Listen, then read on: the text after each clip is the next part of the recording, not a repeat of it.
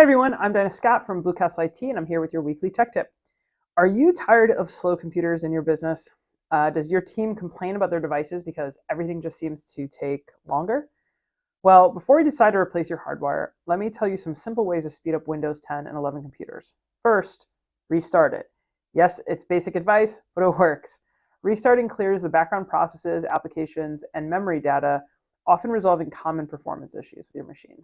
Next, manage your startup apps to save valuable system resources. Turn off unnecessary ones via the Settings app. Windows 11 has a feature that saves and restarts certain applications when you reboot, which is convenient, but it's not ideal for performance, so turn it off. Lastly, uninstall unnecessary apps. They clutter your system and slow it down. By removing them, you'll free up space and resources for better performance. Of course, rather than doing all this yourself, why not get our team to do it for you? My team can check every aspect of your computer and network to look for other hidden problems as well. So get in touch with us, connect with us at bluecastleat.com, or write us by email info@bluecastleat.com. That's your tech update. More to come next week.